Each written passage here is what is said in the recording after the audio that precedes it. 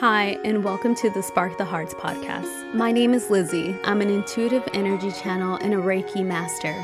This podcast is a safe space where we talk about spirituality, energetics, cycles, rebirth, and so much more. So while I'm in your field of awareness today, I hope you tune into the frequency of this episode with an open heart and a new sense of curiosity. As a reminder, you're a sovereign being, so take what resonates and leave what doesn't. Let's get started. Welcome to season 2 of Spark the Hearts. My name is Lizzie and I'm your host. This season is going to feature video. Dun, dun, dun, dun. So for those who haven't got to have a session with me in person or online, or have ever seen my Instagram or my social media in any shape, form, or way, hi, welcome. It's nice to have you here. My podcast is centered around speaking about themes when it comes to cycles, energetics. I like to get very truthful and intimate with the subjects just because a lot of my teachings and a lot of what I'm expressing on here are either my own personal experiences or things that I have come across through my sessions, and I like to share the knowledge. And I feel like excuse me. I feel like at this point, it's really important to speak in a way to these experiences and esoteric kind of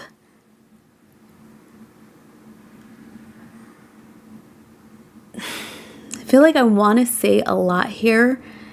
And I'm trying to gather the words, but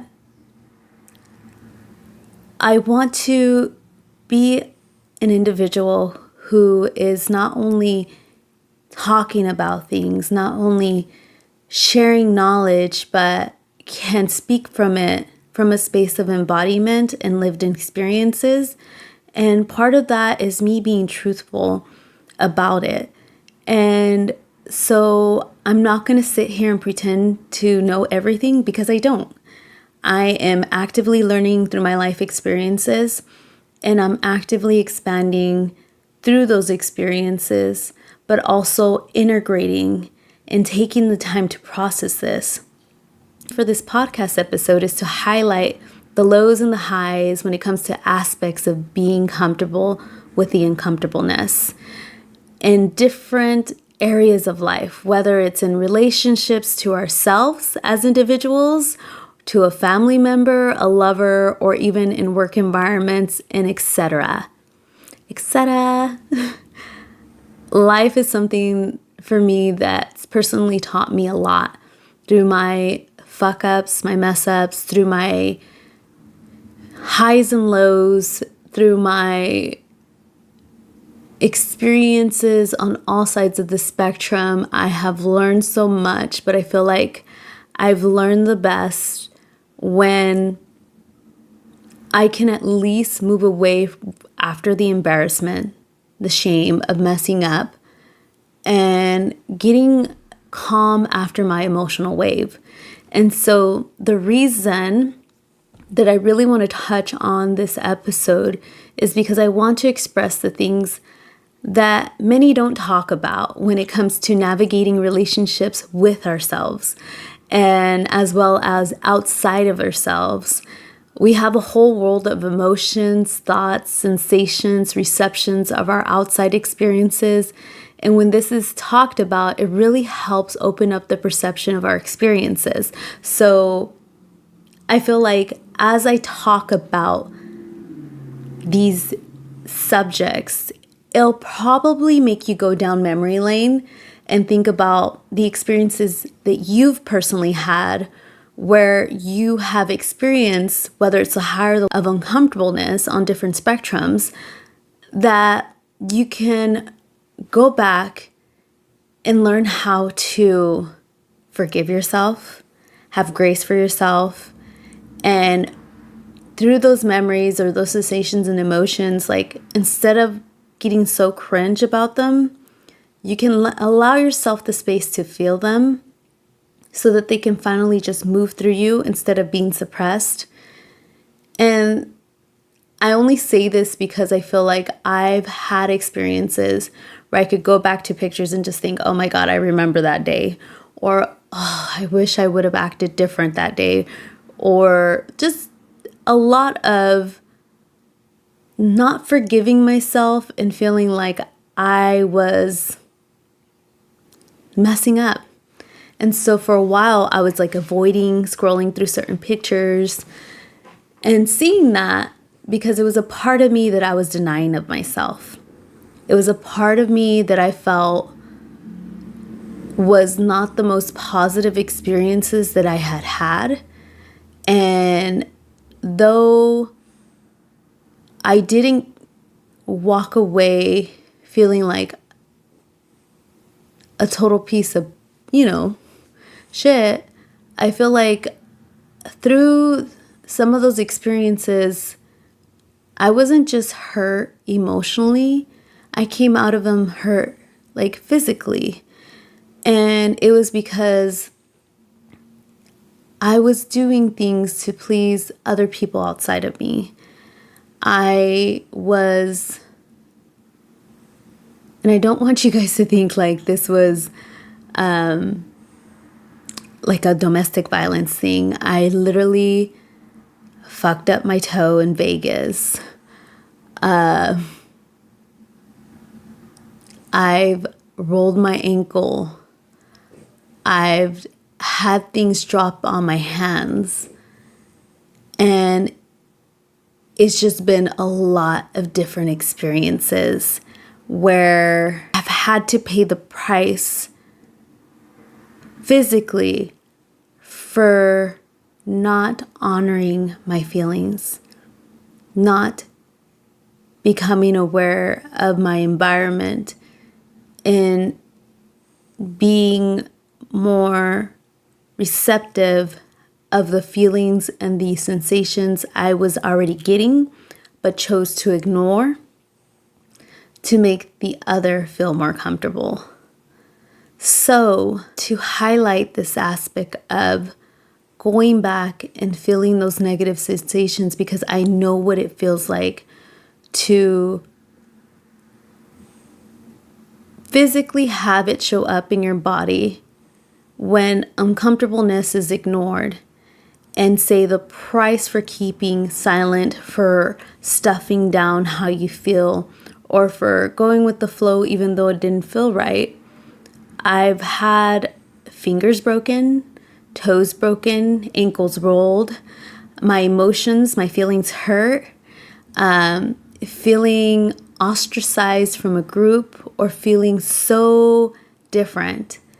But because I kept putting the emotions of others before my own, I was really sacrificing my emotions, but like my four bodies, sacrificing my mental states, my physical states, and my emotional states. I was looking to please the other in the situations and ignoring my instincts or my inner voice or the way that I felt.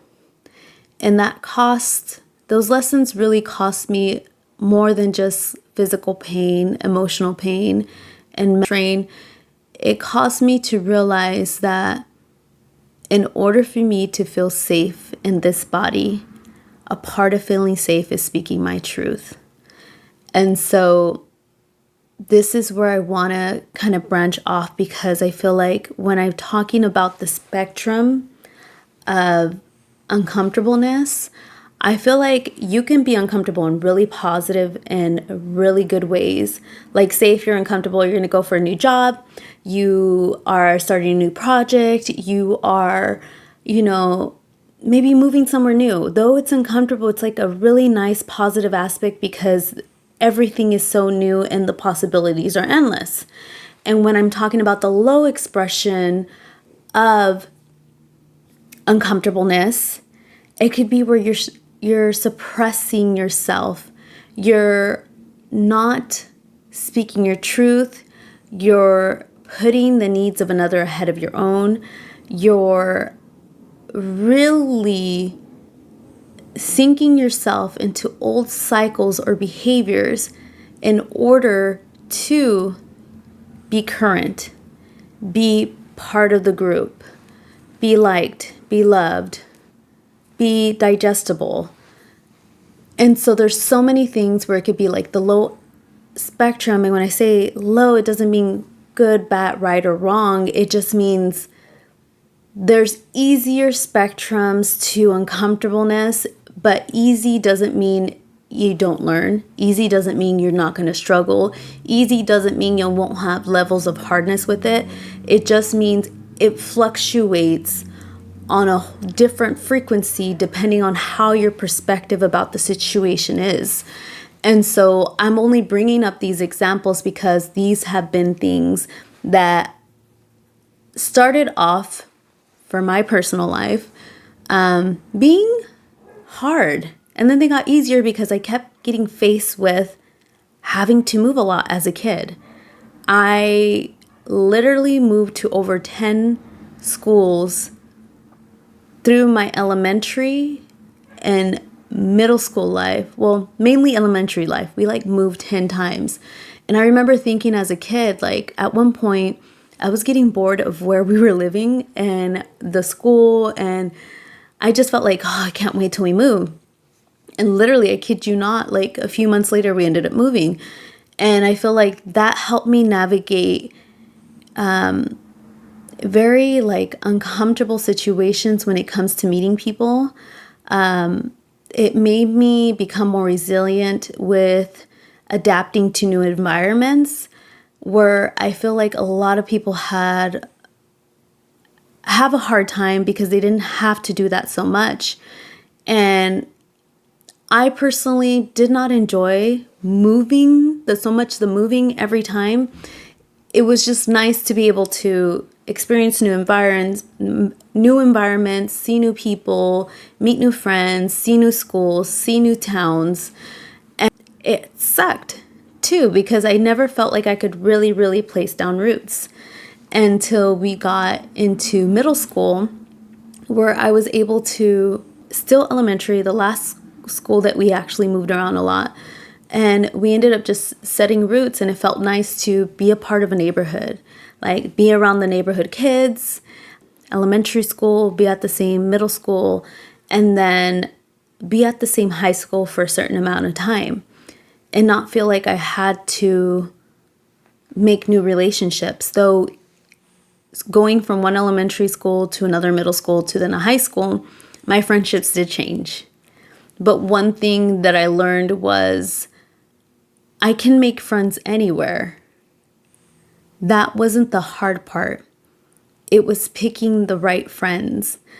And so that was a whole nother spectrum of uncomfortableness, because I stayed in friendships at different ages of my life that there's a fly in here, and it's that there was different interactions of uncomfortableness, but I wasn't shown how to call it out, an outlet to speak about my struggles as a kid, so that I can have a sounding board and somebody to guide me and tell me, well, that's not a really good friend then. And, most friends would like to share. So it's I had to experience a lot of things solo. And I feel like it wasn't until I was older that I was kind of talking about these things a lot more, and then building relationships to be able to express this and that is happening. And then through my friendships, it was literally, I want to say in high school, when I started to make those real connections to be able to express myself. And even then I was really, though I could talk and make jokes, I was reserved when it came to how I felt. I don't feel like I was very expressive. I was quiet. I would say things. And I remember everybody says, I remember you reading or listening to music or just being really smart. And I'm like, I don't know what just hit my window.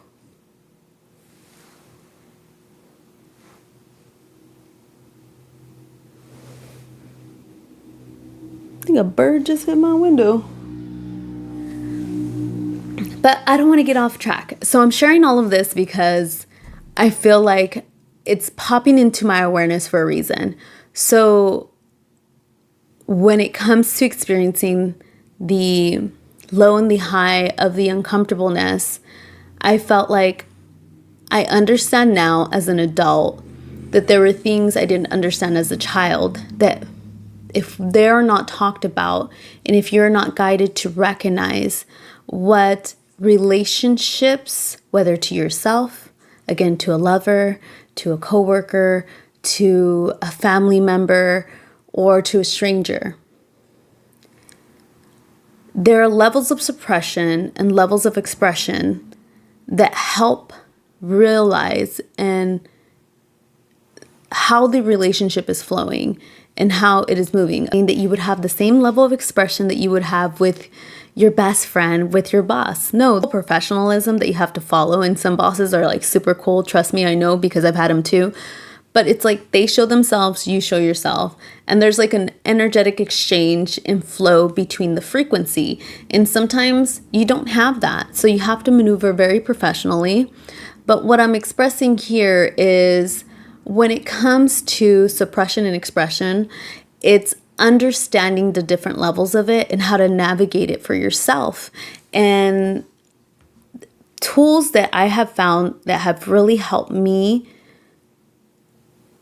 express and realize when I'm suppressing, or realize when I'm expressing or not expressing and not suppressing, like both sides of the spectrum. It's neither good, right, bad, or wrong. It's just how things come out. And if you can gain these type of tools in your tool belt, it helps you become a lot more comfortable with all of these experiences. So I'm going to list them so that you guys have them. Number 1 is awareness. Becoming aware of what is happening within you and outside of you in a way where you can be present, not just for the next thing to grab your attention, but the right thing. A willingness to stay present in the uncomfortableness. A lot of us get, and I'm guilty of it too, because I really am actively working with staying present in uncomfortable moments. Me personally right now, it's my relationship with spirit and actively seeing them and not needing the closing of my eyes, but just like calming my nervous system.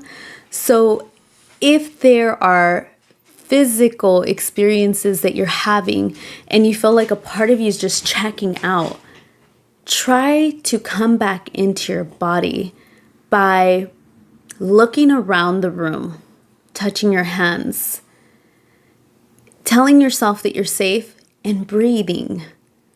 Because awareness around uncomfortableness, I feel like you're slowly activating this energy within your nervous system to let you know, like, I'm safe to witness and I am safe to be present. But if you're always feeling like your brain is going somewhere and it's disassociating or it's like being distracted, and I know there's like ADHD and you get like squirrel, you know what I mean? But I'm talking about when conversations are being had, when feelings are coming up, when you're having to be present in moments that you would normally just check out, go to your phone, go for a different type of relief, whether it be substance abuse or not necessarily substance abuse, but if you're going for like a recreational drug, if you're going for a drink of alcohol, like, is there something you can do to where you're not needing to do something that takes you out of your body or out of the moment to just get by or make it through the week or do this? Is there something where there can be a practice? And I keep seeing like walking around the block, breathing, actively placing your hands on your heart and telling yourself that you're safe. And if those things aren't working, like a warm, hot shower, a cold shower for some people, maybe a workout, but realizing that you're not just trying to push it out, but move with it so that you can feel it in your body. And I feel like this is when awareness can help you be present for the uncomfortableness that's coming up. But there's different modalities to move with it. But I feel like when you're present and you're having a conversation with somebody in front of you, like, tapping on your fingertips. If you feel like you don't want to show that you're nervous and you're in a position where you can maybe place your hands on a certain part of your body and just let that ground you into the moment and sit with it. And of course, I'm not saying that in no shape, form, or way, if there's any domestic violence involved, I feel like that's a whole different subject that this may not be applicable to, because if your physical safety is at jeopardy and you in any shape, form, or way are being abused, then I feel like maybe this podcast episode is not the right guidance for that. Maybe seeking out help from a loved one, and if you don't have support from your family, looking into your local community and checking out. I know there's a lot on Facebook nowadays, there's a lot on the web, and if you go to the county, it's you in a very vulnerable situation. But if you do not have that support system, and I feel like I have to emphasize this because this is not a one size fit all. This is general information to help you become more aware of the uncomfortableness, domestic violence. And I'm not saying leave, but I am saying make sure that you are taking care of yourself. Make sure that you are giving yourself the best opportunities to be in safe spaces, because you are important. No matter what anybody has said or made you feel, you are worth living. You are worth being here. And I don't ever want you to have a day go by making you feel like you're not. So if you feel like you're not in a safe environment, you're not with safe people, and you're not being supported financially, physically, mentally, or emotionally enough to be able to break away, I'm not the best at expressing these, but I know that there are, at least where I'm from, they have a battered women's shelter, they have support.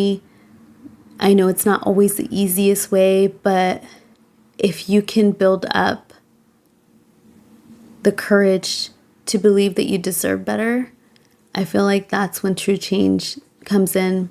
Because when you build the courage to believe that you can make a change, you slowly start allowing for things to flow in to support you. And so I'm not saying this is easy, that I have all the answers. I don't have all the answers. But I do know that you are worth being here.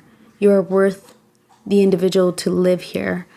And you wouldn't have been here in the first place if you weren't worthy of it already. You are worthy just for existing. But you have to believe that you deserve better. And you do. And so I'm just here to remind you of that. And I'm sorry that maybe I don't have the right words to express this on a more intimate detail. But I felt like I really had to throw this in because it just popped into the field of my awareness while I was talking about awareness. So know that there's a difference between being aware and present in moments that feel uncomfortable, because I don't want to generalize this as, oh, it's a blanket statement, it fits across the board. It doesn't. It really does depend on where you are at mentally, emotionally, physically, and spiritually. And not everybody is on the same spectrum or the same level of experiences. It's a band of energy that is coming around your life experiences. And this is really gonna move to the next tip, which is number 2, discernment. Discernment, I feel like, is a word that's been thrown around a lot in the spiritual community. And it's for good reason, because it really is about you determining what is for you and what is not. Does it feel good? Does it feel bad? Is it hurting me? Is it not hurting me? Am I hurting another? Am I not hurting another? And I feel like discernment can apply to so many things, not just yourself inside, but outside of you. But I want to talk about the discernment for yourself, because I feel like if you want to make real active true change in your own world, you got to start with yourself. And there's a song by Shakira, and I think I've already quoted it at one point. She says in Spanish, "Cuando hay que hablar de dos, empezar por uno mismo." When we have to talk about two, it's best to start with oneself. And so I thought, oh my God, that's such a good thing. So like when I get into arguments or disagreements with my husband, I'm like, I have to talk about myself first. So that's always been a saving grace and like relationship advice that I learned through a song. I learned to talk about how I felt first and, whether I needed to apologize or not. And so I'm saying this because I discerned through that song. It was a lyric and I could have just dismissed it, but it hit my field of awareness. I discerned that this is important information and I've carried it with me. And so when I have to have hard conversations, I tend to start with myself first and then bring up the subject that applies to the two, so that this way it shows a level of vulnerability and I'm able to open up the field for there to be a more honest and open conversation and let it flow out. And I've noticed that has helped a lot. And this is not something that I was truly taught. It was something I learned because I chose to listen to the lyrics of the song, because I used discernment, how it felt when it hit my level of awareness.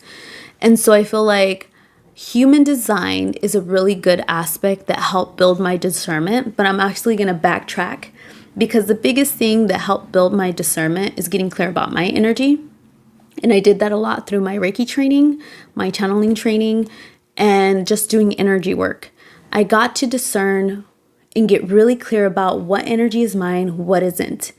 And when that was getting a lot clearer for me, I realized that I would feel into things and I would know the difference between what is my feeling and what am I feeling outside of me. And it was really eye-opening. So if you are a highly sensitive person and you know that you're picking up on a lot of energies, I really do suggest that you develop a practice where it clears your chakra system, your aura, or you take a energy course or a chakra course that really focuses on your energy and getting more intimate with your own. I hope in the near future to create something like that for you guys. But for now, I'm suggesting that maybe you look outside of the box to learn what is your energy. And I know that it doesn't always come natural for everybody, because it did not come natural for me. It took me taking courses. It took me getting real and intimate with myself. And it took me being trustworthy and curious enough to speak about these things, experience them. And so that was building up my discernment, because through my experiences, I was realizing, again, what is and isn't mine. So discernment really came through with how I feel. And that also ties into human design. And I'm bringing up human design. I'm not a human design reader by any means, shape, or form. I just really love to take the information, experiment with it, and see how it really in my energy field. And every time I've experimented with it, it's been really trippy, but very true to how I function in this world. So I'll put the links to human design, like where you can get your profile at least know what your strategy and your authority is, and you can play with that too and maybe find out a little bit more about it. Maybe you find a human design reader that really gravitates with your attention, your awareness. But I am a 3/5 emotional projector. And so for me, emotions really clear up things over time. So I have to sit with my emotions, let them ride out, and then I get a lot more clarity. And to be honest, it was not easy at first to be told, you got to wait your wave out. You got to wait your emotional wave. And it wasn't even just through human design. I remember my Reiki master and mentor, Amy Sikarsky, through a reading, and she had no idea what my type was, I think.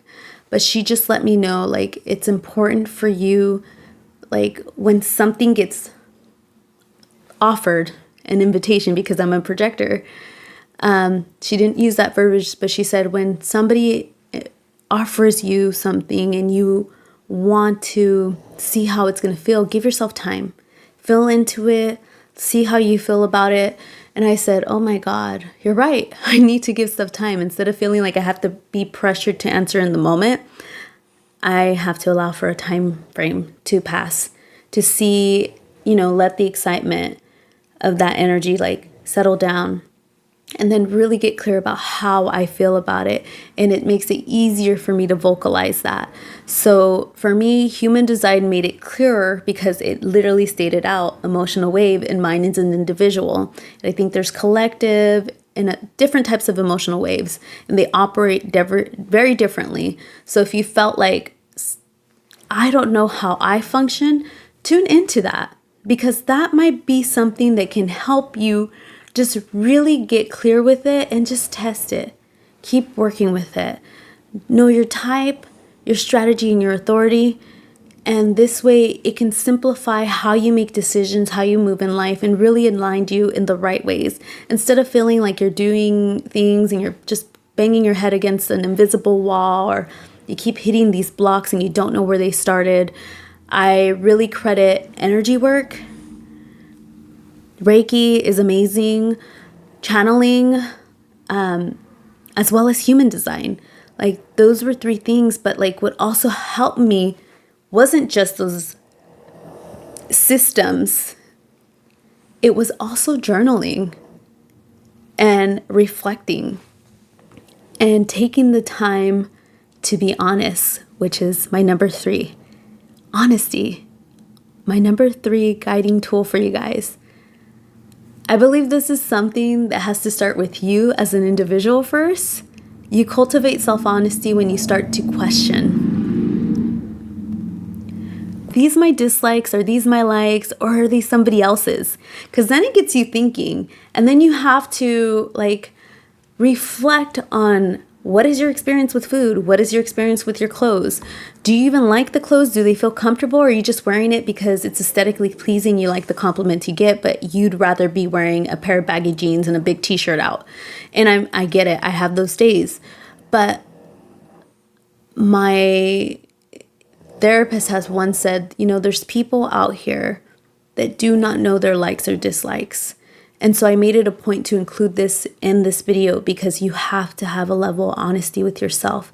If you have thrown out your discernment, if you have thrown out your awareness, you've also thrown out that honesty with yourself to fit a package for somebody else that's not you, because you wanted to feel loved, you wanted to feel supported, you wanted to feel included, you wanted to feel all different type of things that in the end aren't filling that void, because that void is self-love for yourself.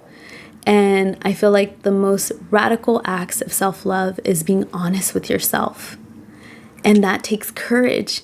And you can build courage slowly.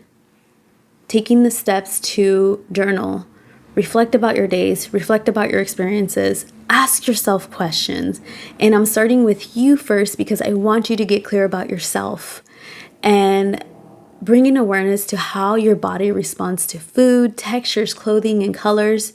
Do you light up, or does it look like your body is turned off, not lit up by it? Like, really reflect on when you're eating food. Are you just eating food because this is all I can afford? This is all I have. It's bland. It doesn't really do anything. Or are you taking the time to pick foods that make you feel happy. Like, I think I was talking to somebody the other day and I was letting them know, like, I like my food to look cute because there's something aesthetically pleasing, and maybe it's because of my time of working at Red Robin. I was a expo and I had to make sure the plates look really nice. But I remember, like, when it would come out and it would just look delicious, when I would see my food and I make my food and I make it look really appealing, it like makes me really happy inside to eat my food. Aside from it needing to be super hot, I do those things because I know it makes me happy.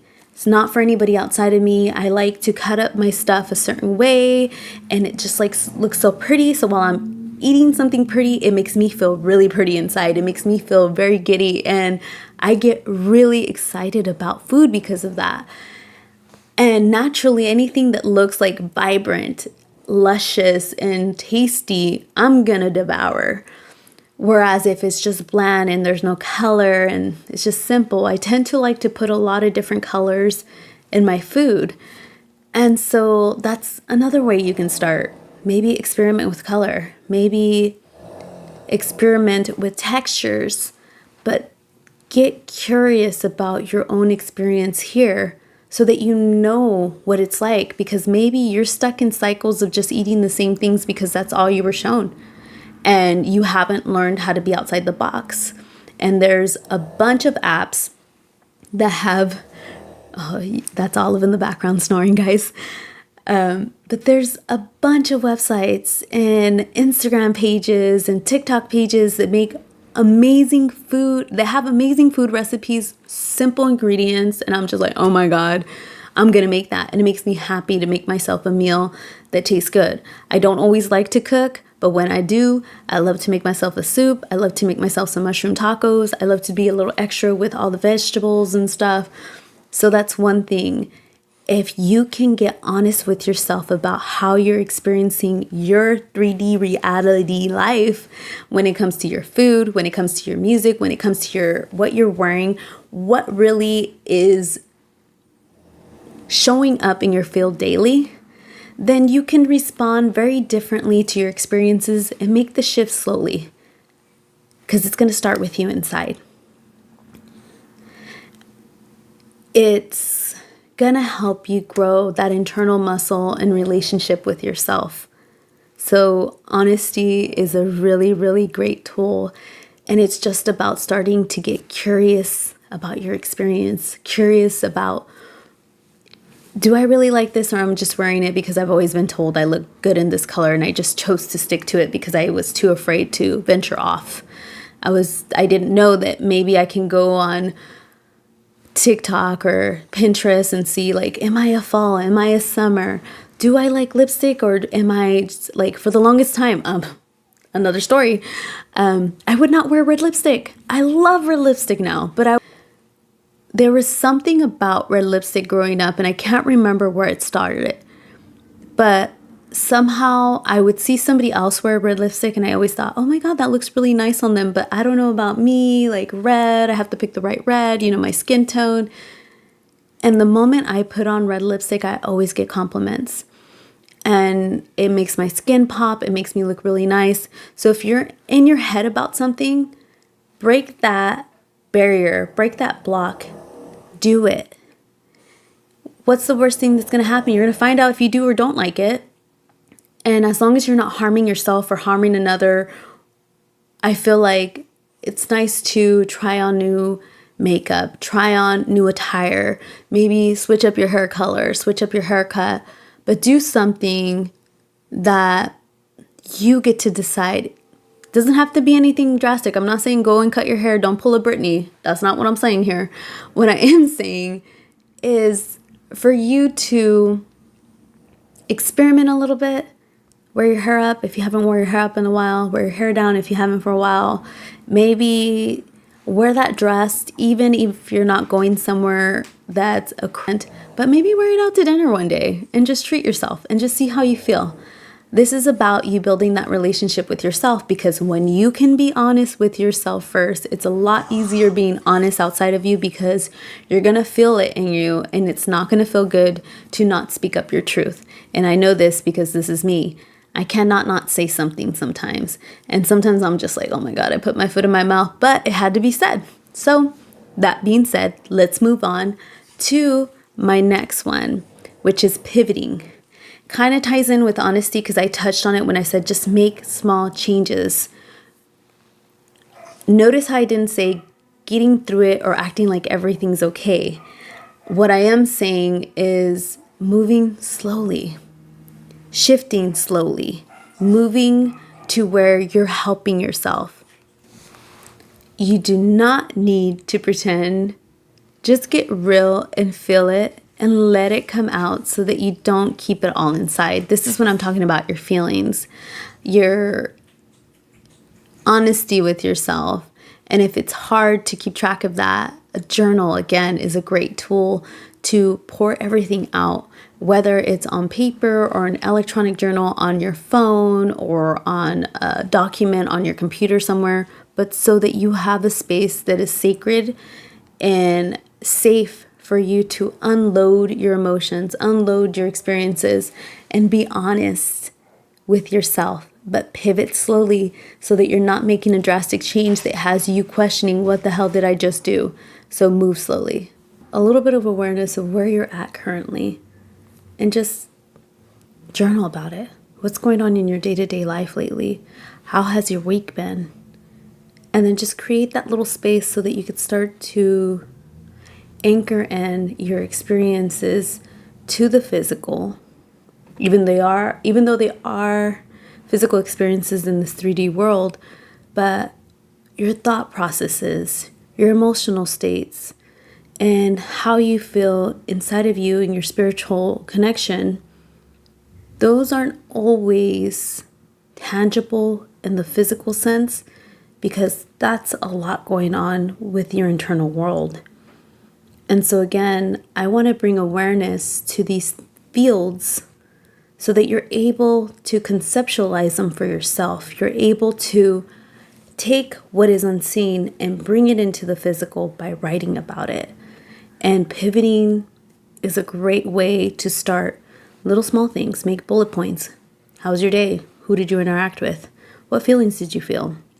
And then educating yourself, but slowly but surely. You do not have to run a marathon. It's about at least going around the block for a walk first until you feel like, okay, now I want to explore outside of the block. Go 2 blocks out. Then you go maybe a mile.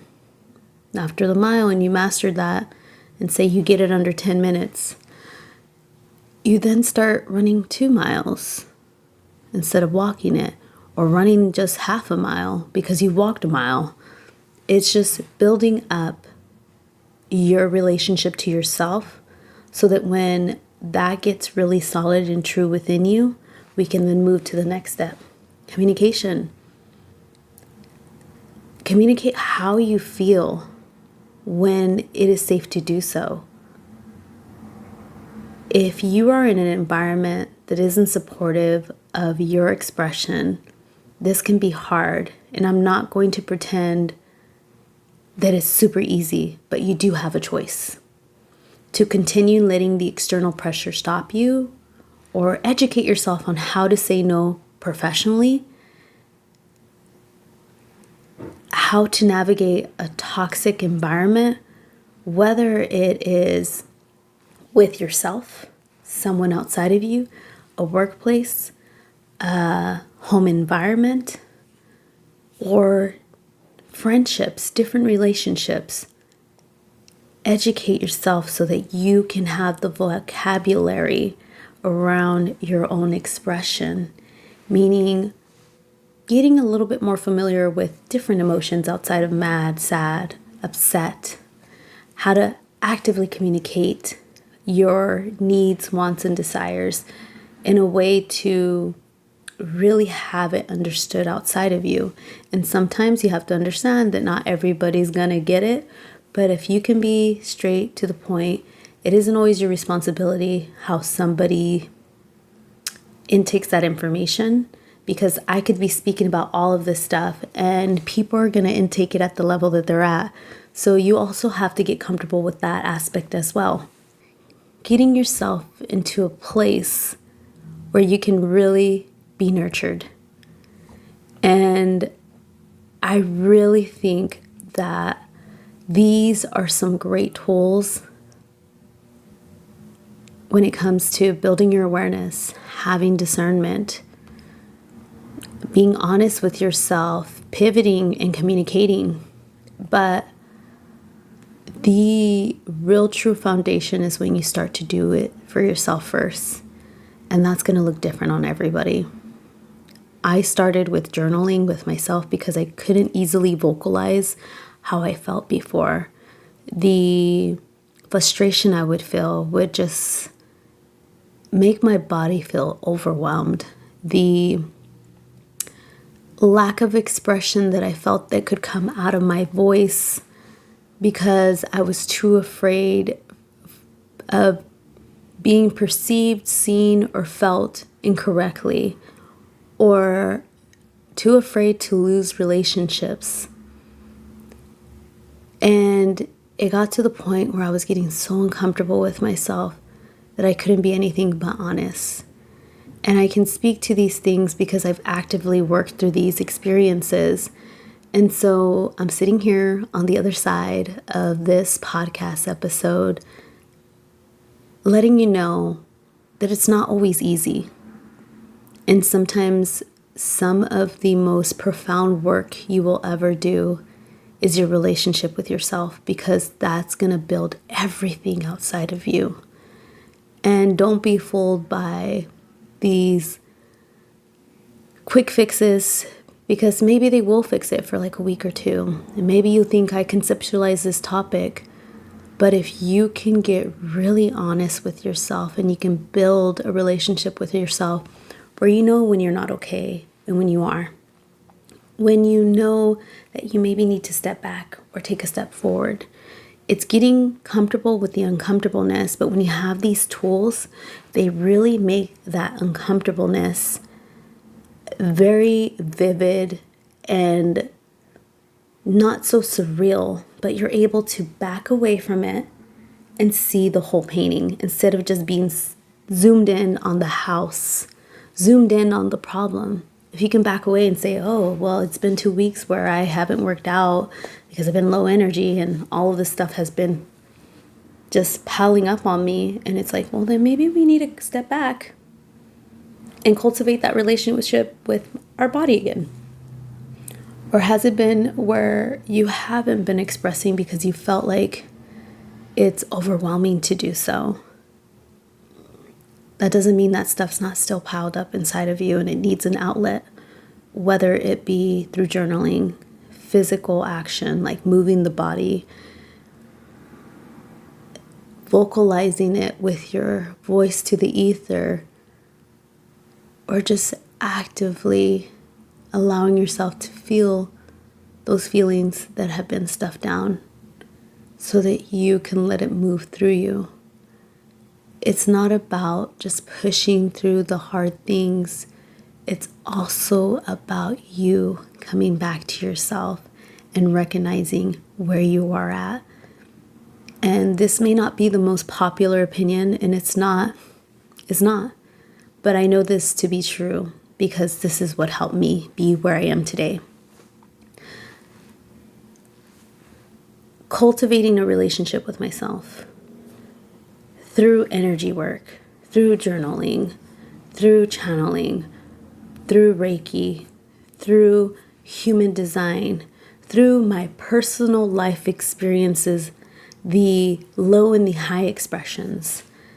I feel like that is a big thing that not a lot of people like to talk about because they might get it to a certain degree, but may not know how to explain that when you're in a high, maybe moving through uncomfortableness is a lot easier because there's an endless array of possibilities in your mind about what you can do.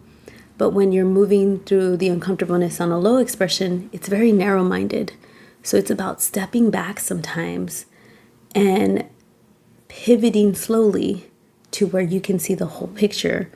And if you feel like you can't do that by yourself or you're not too sure how to do it, I always suggest to book a reading with any energetic practitioner that you feel comfortable with, having a therapy session with your therapist, talking it out with a bestie that you know has not just your best intentions for you, but will tell you the honest truth of when you're fucking up.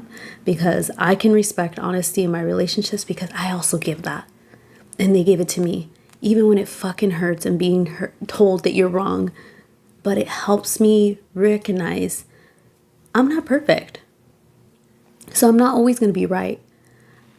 But when I'm not right and I can acknowledge it and I can pivot in the right direction, it makes things a lot easier so they don't feel so heavy on myself. And so this is what this episode is about. You just understanding that the low expression of you cultivating relationships not only with yourself but with others outside of you when it comes to uncomfortableness, whether it be conversations, whether it be experiences, it's the low expression is just your truth, emotions, thoughts, idea, body intelligence, desires, and needs. And the high expression of that, when it's even uncomfortable, you're able to express your truth, your emotions, your thoughts, your ideas, your body intelligence, your needs. It's the same thing, just on a different spectrum. Not good, right, bad, or wrong. But if you can at least kind of let it hit your field of awareness and realize I'm in the seat of power, whether it is a low expression or a high expression, I am in control of how I get to move with this experience. Do I wallow and cry the whole time? Or do I do that, allow myself to feel it, and slowly pivot towards, okay, what can I actively do to help myself when I'm not feeling good? Okay, I did that. Now I'm feeling a little bit lighter. The next day I'm like, I don't feel like writing in my journal. I feel like going for a rollerblading session, going for a run, or slowly moving my body on a yoga mat, or just breathing, or just stretching very lightly and moving the energy out to the point where then maybe I can vocalize it to somebody I feel safe with that has my best interests and again, will be honest. So I share all this to say that I have moved through uncomfortable situations by getting comfortable with the uncomfortableness. Doesn't make it easy. I'm not going to pretend that it's easy, and I'm not going to say that it's super hard, but I'm also not going to dismiss that it can be those things too. But when you have the tools to support yourself when you're feeling low, getting comfortable in the uncomfortableness now becomes a skill to where you're helping yourself. And you gain that honesty and that awareness with yourself so that when things get difficult, you don't feel so lost. You don't feel so hopeless. And I feel like these are things that really need to be shared so that you can help yourself. But know that you don't always have to go through things by yourself. Well, that's it for episode 1 of this season 2 podcast. I'm excited to get on the next one. Thank you for tuning in. Thank you for hanging out with me. And thank you for being patient while I took the time that I needed to empty my cup and refill it up. It has been such a magical experience getting to interact with spirit. And it's funny because I actually had asked Spirit to please provide me with the content for season 2, which Spirit did. And I had in my notes all the episodes. And I feel like episode 1 really is touching on the uncomfortableness that I'm personally going through on different levels and having to vocalize and set boundaries in order for me to feel safe in my environment. And it's making a lot of people uncomfortable. But I feel like I can no longer sit in uncomfortableness within myself when I know the right things to do to help me feel safe is to vocalize it. And it's making a lot of shifts. It's taking a lot of tidal waves. It's brewing a lot of tidal waves. But through the storm, I feel very calm in the sense of I'm secure with my decision, even if it's not always the most comfortable environment yet. I feel like the storm is still passing through, but it's sending out ripple effects, and I'm noticing this, and I'm really understanding how my physical environment does affect me, especially with the work that I do. And I feel like I'm going to touch on that on a separate podcast episode, but for now, I'm just going to go ahead and pull a card for you guys before I go so that you guys have a little something to guide you for the weeks the time in between my next episode for you guys, so that you're not feeling so alone through it. So I'm going to ask, thank you, angels, for letting me know what I need to know today. Thank you for bringing through a message for the collective that will be tuning into this episode. Help me to be a conduit and a channel for their message to help guide them with the time that we have in between the next episode. Give me just a moment. I'm hearing 3 times.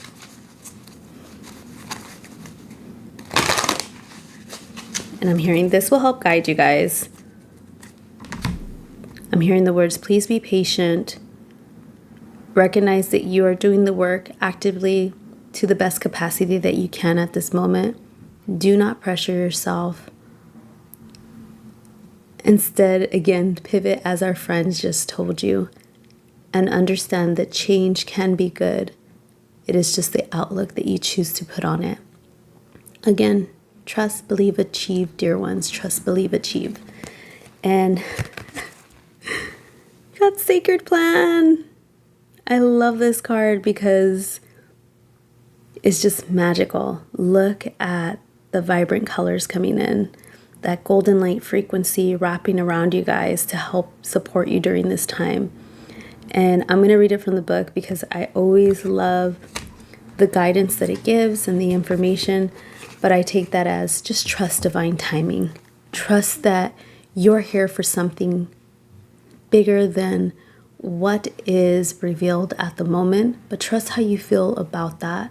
And trust that even though it is tumultuous and chaotic times, sit with the security within yourself that you are loved, guided, and supported by Spirit in a multitude of ways. So align your frequency with that knowing. Align your energetic selves in this body, your physical body, your emotional body, your mental body, and your spiritual body with that energetic frequency. And you could see it like a tunnel of light just coming in and cascading over you guys to support you. But it is here and it is letting itself be. I said node, but I'm thinking about the north and the south nodes now, which is a whole nother topic because I love that. I've been researching my own. But here is the definition from the book. This card doesn't represent the plan that God has for your life, more the plan that comes to fruition based on your intentions and your highest good. You have been given the incredible gift of free will, and therefore your thoughts, deeds, actions, and intentions are in some way going out into the universe and curating the experiences, opportunities, and energies that are flowing in and out of your life. When this card appears, you are being encouraged to move into a state of surrender, where you recognize that yes, your intentions have an impact on the creation of your life, but how those intentions are fulfilled is not down to you, but in the hands of God. The divine plan is your intentions. The divine plan is your intentions unfolding in a way that God, the universe, feels is for your growth and the highest good. Know that every experience you have been through in your life has been a way marker on your journey towards growth and expansion, and your angels are acknowledging your growth now. If you are trying to force a plan into action, the angelic guidance is to back down and trust in the greater good. Something isn't happening for us. We're frustrated. But that's only because we don't see that our perfect plan is unfolding. When your ideas or plans go wrong, trust that the universe has a greater plan for you. And that greater plan isn't something that has already been chosen for you. It's more of accumulation of all of your life's intentions, prayers, and actions washing back towards you with opportunities and experiences. Call on your angels to light up the path ahead. You may feel that you are facing the unknown, but know that you are always guided and protected. And I feel like, ba-bam, that's it. So until next time, I hope you enjoyed this podcast episode. Please like, share, subscribe, follow on whatever platform that you're on, and share this with somebody who you feel could benefit off of this episode, and someone that you thought about when I just said that. It's for a reason. Trust your intuition and share the love. Until next time, bye guys, and thank you again. Thank you for tuning in today. To stay up to date on all my happenings and offerings, I invite you to follow me on my YouTube channel and Instagram, which is at Spark the Hearts with the Z at the end. If you'd like to work with me one-on-one, please see the links to my booking page and website on the show notes of this episode. Thank you again for tuning in, and I look forward to our next gathering. Bye for now.